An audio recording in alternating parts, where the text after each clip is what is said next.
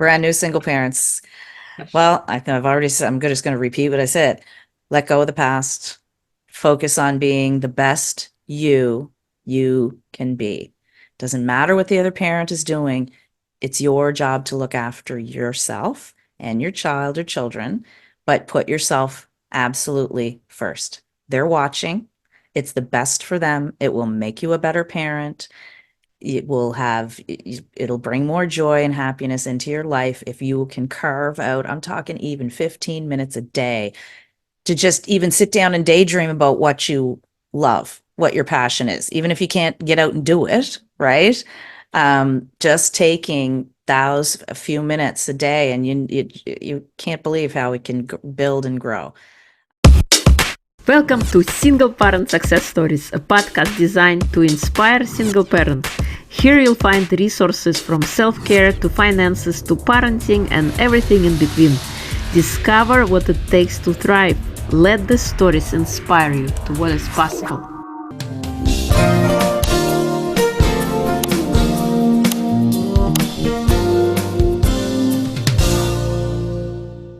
Hello and welcome to Single Parent Success Stories. Today we have a special guest, Natalie McCabe. She's joining us from Halifax, Canada. She is a practical visionary with a mission to change the world one family at a time. Natalie has been a teacher for 30 years, a single parent for 15, and she has been an orphan for over 25 years. She has had to travel the journey of parenting alone and learn that she could along the way. She has written an amazing book, Sink or Swim Parenting, sharing her personal stories of surviving to thriving. The book also includes a wide variety of practical strategies to use in all aspects of parenting, from toddlers to teens. Natalie also founded an after-school program in her hometown 15 years ago to help solve her own lack of childcare. She has also run a thriving kinder music franchise for a few years. She's currently coaching parents one-on-one with their struggles. She focused on co-parenting and helping parents who are navigating through divorce. Natalie says, one day my story will be someone else's survival guide. She wants parents to know they're not alone, they can never be perfect, but they can find the joy in parenting. Welcome, Natalie. It is a pleasure to have you. Thank you, Irina. I'm pleased to be here. Yeah, so please share with us your story. Who is Natalie and how did you become a single parent? Who is Natalie? That's a big question. Let's start with how I became a single parent. It goes to the little bits in my bio there. After my parents passed away, they passed away at very young ages, 50 and 53, and I was the eldest child. And so after that, I was in a bit of trauma. I realize now, I would now call it PTSD. There wasn't that name for it 25 years ago. And that's when I met my children's father. And so it probably from the get-go, wasn't the most ideal situation. But, we got married and we're committed to this relationship, and it just didn't work, after the children were very young, and I realized that it wasn't his priority to spend time with us. He worked away. And then when he wasn't working away, he still wasn't spending time with us. We did the marriage counseling thing, and I think that was the biggest, reason. I'm like, well, I'm alone anyway. So we split, and I moved home to my hometown where I grew up, just to have the support of my girlfriends, right? Because I didn't have anyone else to support in that. And some of them said to me, "You're the happiest separated person." And I said, well, I was alone. Right. And so when I was truly alone after I left the marriage, it just felt like, okay, well, I have to do everything. Well, no problem. But when I was in the marriage and I was alone and had to do everything, there was those feelings of resentment, like, come on, aren't you going to help me out here? Like, aren't you going to be here at all to spend any time with me and the children? Right. So, those resentments, they built up, and it was the best decision for myself and my children for the marriage to split. So it was a long time to get over that and build the relationship again with my ex, but we were able to do that. And that really benefited my children for sure. And I think I can relate to it. When you have somebody in your life and you're raising children, them you expect because there is this other person, you expect them to help out. Even just a little bit, Yes, yeah. just be there, maybe. Even just, be there. And when you have nobody like that, then you suddenly like, okay, I cannot blame anybody. I cannot, point. It's up to me now. I gotta Mhm. make it work. Yeah. And I was So okay with that. one stressor kind of is out of your life in a sense. I mean, it's not good for the children because they have this two parents who don't talk to each other. But from a mental clarity perspective, you're not I don't have to delegate anything. It's not now in my kind of domain. Exactly. And I know children feel that energy. I mean, they would have felt those resentments that I had and my kind of crankiness about, so I didn't want that for them. They had a happy mom that, was busy, mind you, that didn't take any time for herself, but but I was there and I was, happy Yeah, most of the time. Yeah. yeah. I think to be happy is what it's all about. I know it True might story. sound selfish or silly, but we don't come here to suffer. We come here to be happy, to find out what it is, to have the experience, and then pick and choose the things that make us happy as opposed to spend our energy in a lifetime on stuff that I call it, we eat the poison and hoping someone else is gonna suffer Yes. for it. And Irina, I watched, my parents' lives were cut short. And I realized at that time it was the stress. Both of them had different areas of stress in their lives and stress in the marriage. They probably shouldn't have stayed together. And when I looked and they passed at 50 and 53, now hitting on 51 this year, and it blows my mind that their lives were cut so short. But I do believe that because they didn't choose happiness first, they chose obligation. It was that time too, right? They chose obligation and this is what they have to do and put themselves last. And I saw the repercussions of that. Totally. Was there any challenges? I know you said you were happy, but was there any challenges Oh, you all faced kinds, when you were a single parent? What were some of all kinds. All kinds. I mean, everything was a challenge, really. I couldn't call anybody and say, can you pick up milk on the way home? Like none of that was ever a thing. So what it did is it turned me into a consummate planner. So I had to plan everything. I had to plan every meal, every lunch, every supper, because I really was big on home cooked meals. I grew up on home cooked meals, not a fast food person, couldn't afford it anyway. But I had to plan everything out with the bills. A big challenge was childcare. That's why I started my own after school program so my children could be with me after school and they had care. And I'm happy to say that program's still running 15 years later. With it grew to 75 families with a huge waiting list. So it's an amazing program in my hometown still. So that I'm very proud of. Another struggle was actually, I didn't mention this before. When my children were both 5 and 7, they were getting sick all the time, all the time, all the time, all the time. Like every week I was at the pediatrician. I think the pediatrician thought I was nuts, hypochondriac mother. But I knew, how moms, we have spidey sense, right? Like my spidey sense was like, no, no, no, no, there's something up here. Right? So the regular doctors, pediatricians just kept telling me I was crazy. It's a virus. It's a virus. It's a virus.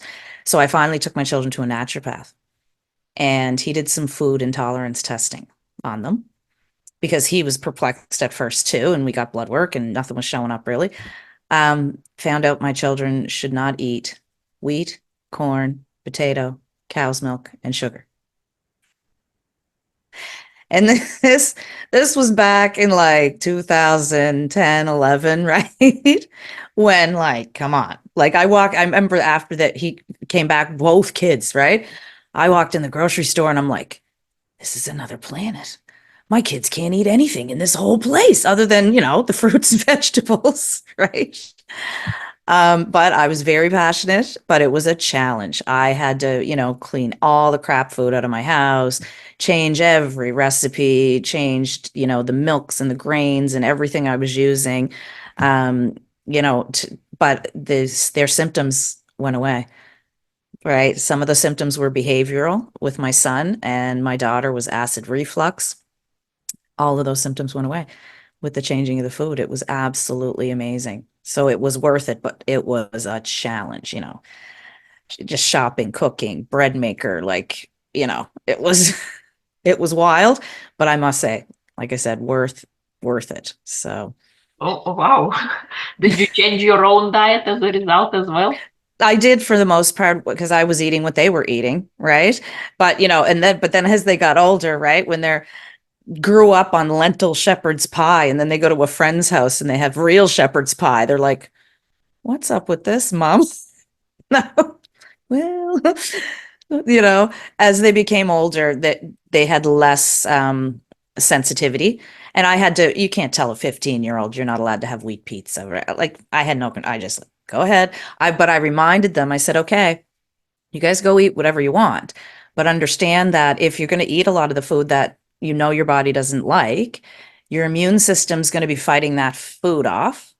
And therefore, your immune system is not also going to be able to fight off viruses at the same time. Right. So, even to this day, my son's 20, he starts coughing or sneezing, and I'm like, oh, yeah, what you eating lately? Bud. And that's all I can do. Right. He knows.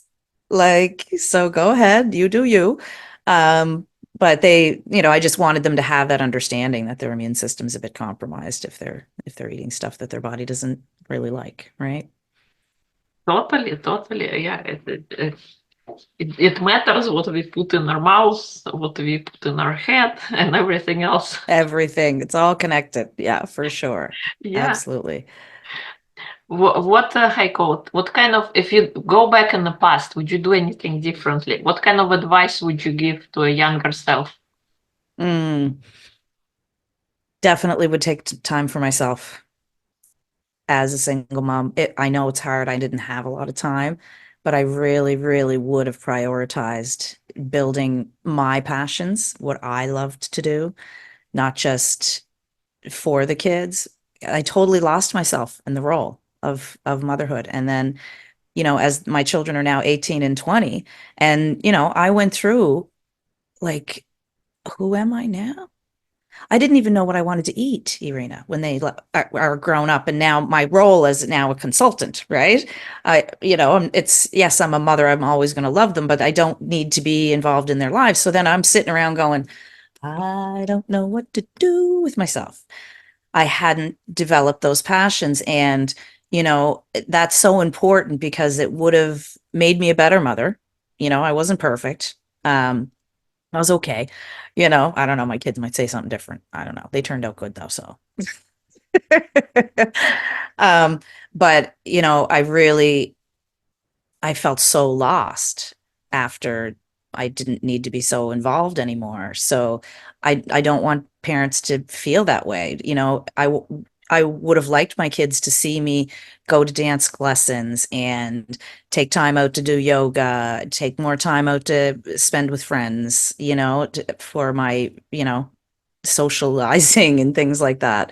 And it's important for our kids to see that, to be so that they will then develop their passions and take time for themselves, right?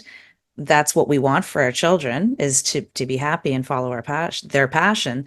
We have to show them how to do that, right? Totally, totally. Couldn't agree more with you. I Yeah. discovered things I didn't know I had. I went and started singing, gotten myself a voice coach, and at the time thought, oh, like, who am I to learn how to sing? It's too late for me. Yeah. I'm glad I stuck it out, and now so much better than when I started. And it gives me, I get happy when I sing, and it feels good. And it's your own thing that you do.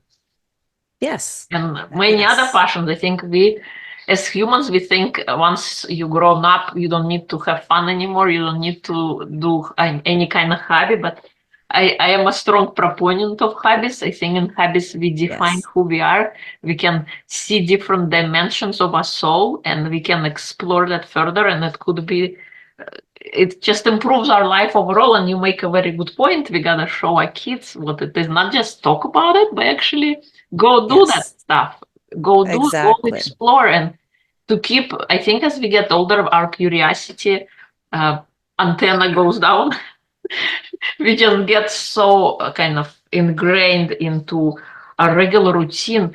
We even like Mm, the way we go places. Let's say you go from your home to your work to your kids' school, and then you go grocery shopping. You don't even take a different route to get to those places because you are so kind of preconditioned, like a horse who has blinders on. And it's not saying anything negative, but we follow the route.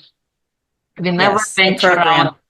to find kind Hmm. of different direction. And our curiosity, I think, is so important. Keeps us feeling like a child, keeps us Yes, alive. the curiosity and the fun. I mean, you can have fun going to the grocery store. You could say something random to a stranger and they'll laugh. I mean, you can even in within your daily routine, it is still possible to have some fun. Like being silly. Like, who cares what people think? We're here to have some fun. In simple ways. It doesn't always have to be, oh, you're going to a party or you're going out to listen to live music. That stuff's fun too, right? But in those simple everyday moments, you can have a laugh with a friend over coffee or, over a Zoom meeting or on the phone, you know, and just bring that sense of fun and silliness back. And man, do kids love that when grown-ups get silly. And I think, it's so natural to me after being an elementary school teacher for so many years. I mean, part of that job is not just teaching, I'm an entertainer, right? I had to, especially over the years as the technology has become so, right? Well, for them to want to pay attention to me, well, I gotta have some funny stories, some funny mannerisms. I gotta move around the room. I have to keep them, keep their attention. It's a lot different now than it was when I started teaching to keep to keep kids' attention, right? So, and with kids, it's easy to have fun, but they love to see grown-ups having fun, right? I mean, that's one of their favorite things, to think that a grown-up's being silly, right? Like they love it. So why not to be silly with your own kids? I mean, the more, the better, right? This life doesn't have to be so serious, you know? Everything is not the end of the world, you know? I think we make it out to be, and we forget Oh, yeah, to take it kind of have a lighter sense to it as opposed to all the time.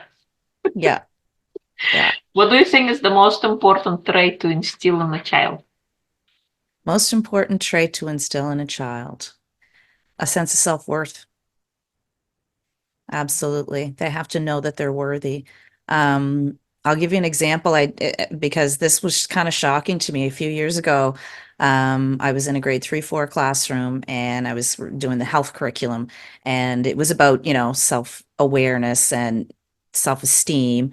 So I created my own lessons. I don't like doing other people's lessons. I create my own. So I wanted them to learn about affirmations and use the word I am, right? And to do affirmation. So to start off the lesson, as you typically do when you find out what the children already know about this topic. So we did a talking circle. I don't know if you're familiar, but in indigenous circles, they have a talking stick and it's passed around the circle. And if you're the only one, if you have the stick, you're the only one that can speak. And there's other little rules, like you have to be truthful and not make fun of anybody. And anyway, so they were used to doing this, passing the stick. So this day I said, okay, so today before our lesson, I want you to, when you have the stick, I want you to say, I am, and then something positive about yourself, right? Well, Irina, I was shocked. 28 children, more than half of them wouldn't answer. They didn't know what to say. That shocked me. And then the other half that did answer, their answers were, I am good at sports. I am good at art. Right. So it was about their skills and their doingness that they were connecting their value to. And that really, I was like, wow. Right. That was so surprising to me. So then we went through the lesson. We listened to a beautiful book online called I Am Perfectly Designed. And it just goes through, how everything about you is already perfectly designed. And then we brainstormed all of these worthiness words, like I am generous, I am a good friend, all of these positive things. And I'm happy to say by the end of the lesson, each child was able to write, 10 statements about themselves, about who they are as a person. So for me, for parents, I feel it's really important to not just talk about, oh, you did a good job. It's to give those bits of praise. You are an amazing friend. That was really kind. And, praise is one thing, specific praise, but I also really like to give it back to the child and say, and how do you feel about that? Right? We want them to develop that inner world of consciously thinking about what kind of person they are and how their behavior, what beauty it brings, right? The nice things that they do, rather than always looking to an adult to give them that validation. I want them to be able to validate their own self-worth. That's, I think, the most important thing. I love that. And I think growing up, we always have like a figure of authority, and we'd Hmm. rather trust what their opinion of ourselves than our own opinion. We would disregard our opinion. And I think you bring a very good point that we got to start at an early age. And it's not, like you mentioned, it's not about the doingness, it's about the beingness. And we forget uh, Yes. we forget about that. It's all about what you have accomplished, what you have done. Even as adults, when you ask to describe yourself, not you, just in general, Yeah. we start talking about, oh, I did this and I did this and I did that. We forget to mention who we are as a person. Like, what do we like? What do we dislike? What was about our being as opposed to always about our doing? Because I think success or growing up, learning like what success means, it's about your accomplishments, what you have done, not who you Mm, are as a person. And I think that's an important component that needs to be taught, needs to be learned and absolutely. understood. And I love it that it's at early age and you do that with the children in your classroom Yes. when you used to Yeah. do it before. Yes, yes. After 30 years, I do miss them a little. I do. But I really feel like it was time for a change, and I wanted to help the parents. I just know the struggles that I went through, and if I can help parents, then that I am also helping the kids, right? Yeah. How did you discover what you do now? What kind of led you to that? Um, well, I mean, I'm a teacher to the core of my soul. I started my real teaching career as I started teaching dance when I was 14. And I was looking for a way to connect with parents and help them. And I just thought that this is perfect. As I did more research and realized that, coaching is not therapy, it is not counseling, which I like. There's I I've been to therapy, I've been to counseling many, many times over my lifetime, and it's wonderful, but it's go down the rabbit hole. Let's go down to the past and let's dig it up and let's try to fix it and all that jazz. Coaching is not that, as you know, right? Most people are coaches. Um, that it's built on positive psychology. It's built on where we are now, setting a dream, a goal for the future, how we're going to get there. It's based on strengths, and positivity, not Pollyanna positivity, but a vision of the future that you want to create. And then I co-create with my clients. And I think, with other kinds of coaching, people realize right away, oh yeah, I understand you're like my coach. But when people hear the word parent coach, I think sometimes their automatic thing is, oh, well, they're going to tell me what to do, like super nanny, and come swoop in and, fix everything and just tell me what to do and I'm going to do it. And then my life's going to be perfect. It doesn't work that way. I mean, maybe some people want to be told what to do, but I know myself, I don't like to be told what to do. I mean, I never have. Most kids don't like to be told what to do. It's a co-creative experience. So I kind of draw out of the parent or my clients, what they want, and then we create together. How do you want to get there step by step? So, I saw the value in that, and I saw that with my experience in co-parenting, especially, that would really be able to help people. Totally. I love that.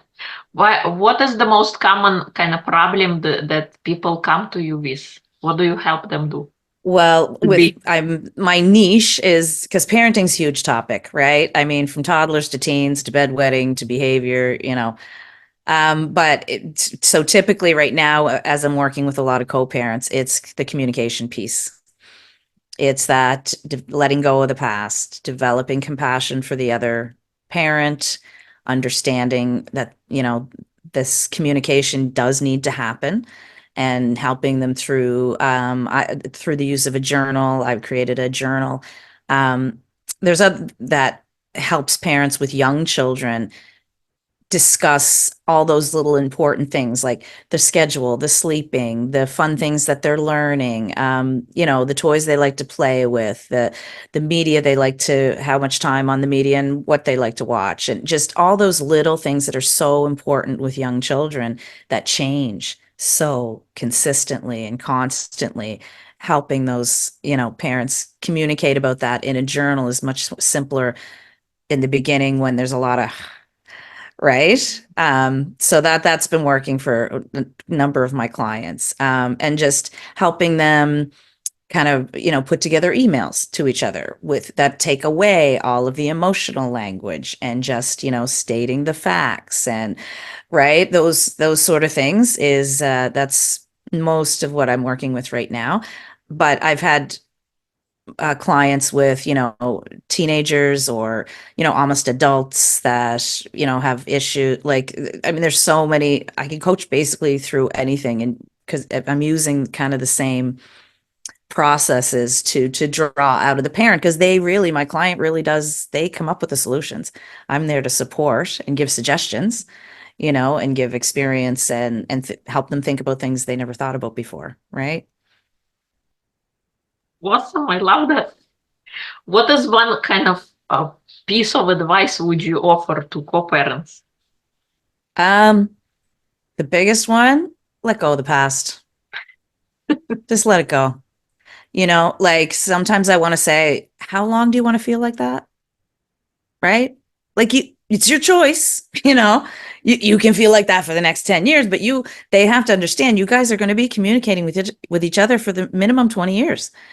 So let the past go. Let's move forward, because what they have in common is they both love the child or the children, right? They both have that love. So we have to let go of the past.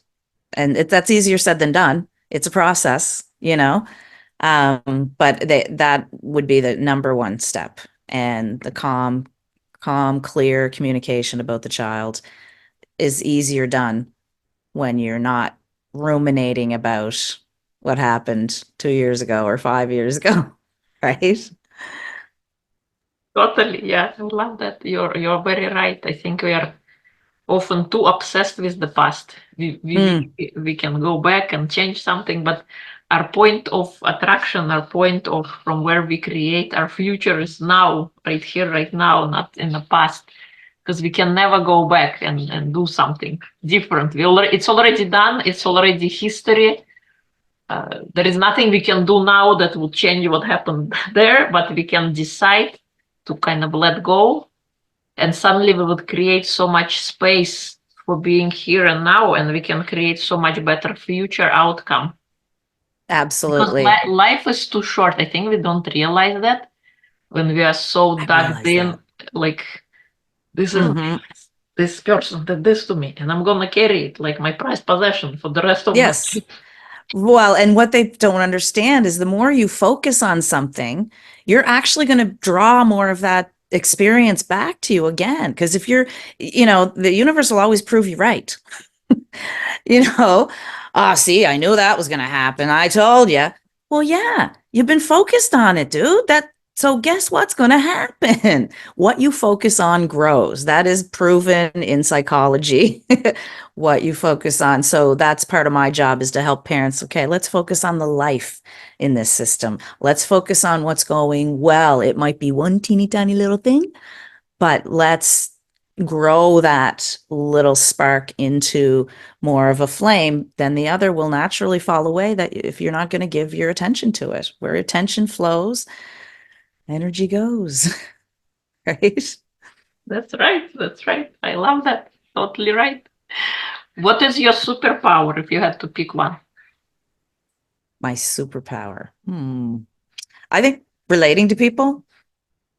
I love to be my authentic self around people, and I find I can relate to anybody from anywhere, anyhow, any, anybody. I just, I love people, and I love to learn about people and help people. So just building relationships, and I think it serves me in this business, all of my businesses as a teacher. I mean, building a relationship with a child that has huge behavior challenges, that's number one. You have to do that, period. And you have to build relationship with anyone you're going to teach in order for them to feel comfortable, right? To learn. So they have to feel seen, they have to feel respected, they have to, and I have to see themselves that they're as important to you. And that's something that I've done throughout my whole career, and I really enjoy doing that. So, yeah.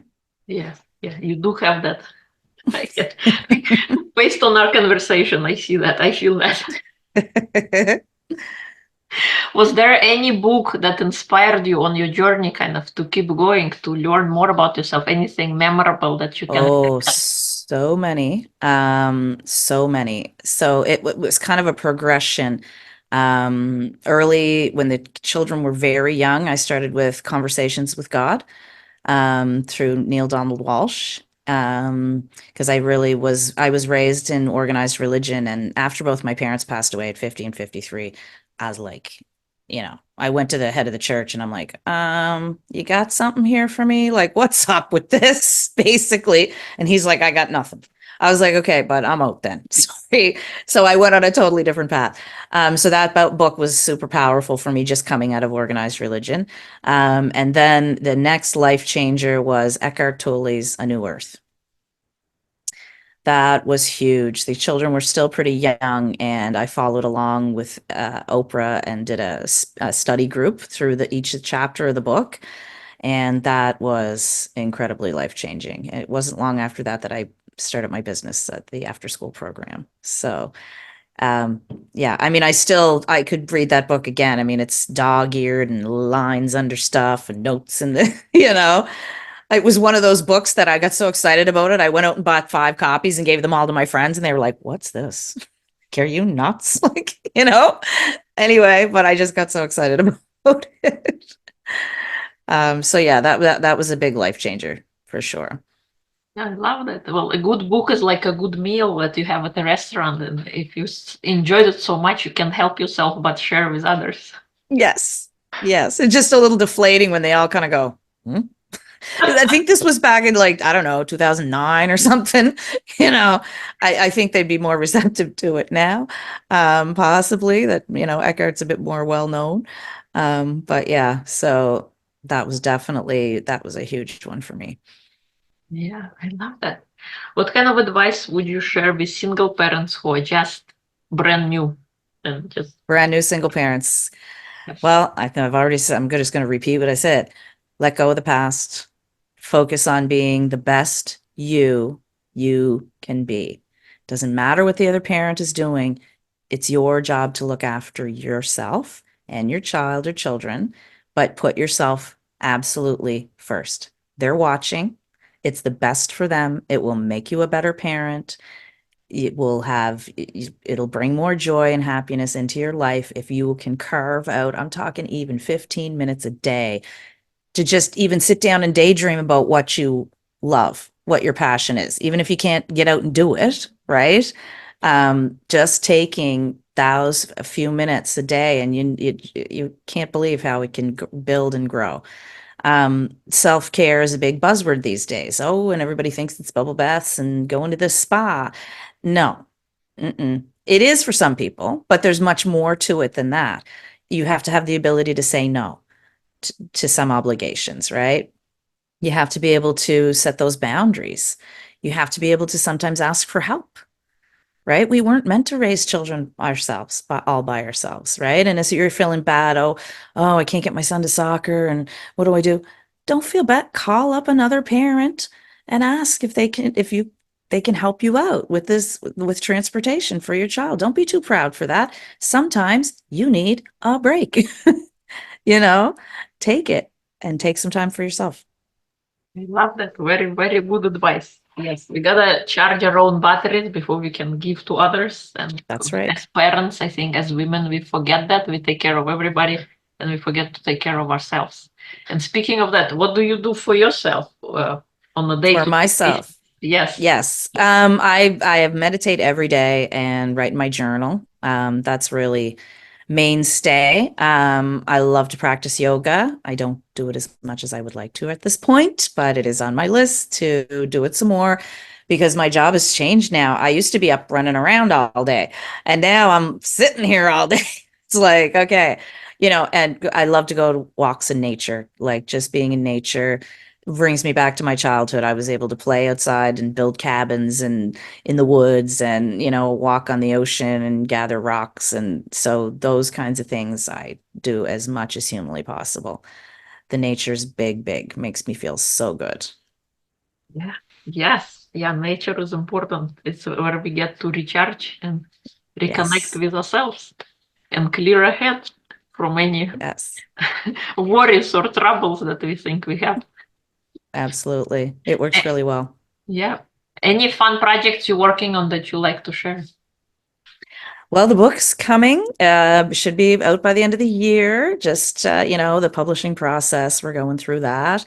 Um, Focusing on my one-on-one coaching, but coming up, my plan is to do a group coaching on self-care specifically, because I'm noticing with my clients, that's one of the biggest things I'm working on with every single one of my clients, right? Is how are we taking care of you? So, I think that's going to be coming up here in the next couple of months for sure. Awesome. Awesome. Thank you. Is there any final words? Anything I haven't asked that you would like to share?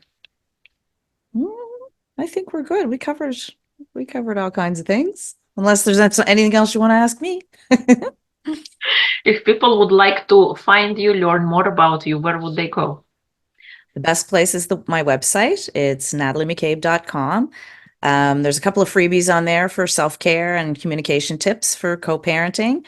They can also read the first chapter of my book is also on the website. You can download that. And yeah, so I'm on social media as well, Instagram and Facebook. But I guess the website has the most, information that people can find out about me. Awesome. What is the website? NatalieMcCabe.com. So the McCabe is MCC, two C's, the good old Irish name. Awesome. Thank you. We'll include everything in episode notes. Thank you so much for coming, sharing your wisdom, your story, and your lessons. And I love the work you're doing in the world, bringing co-parents to an amicable kind of state of being so that they can co-parent well together and let go of the past. Yes. Well, thank you, Irina. What you're doing is awesome as well. Single parent success stories. All single parents need to hear some success stories. It helps them go forward, keep going forward, and know that they're not alone, because that's a big piece. So thank you for your work as well. Thank you.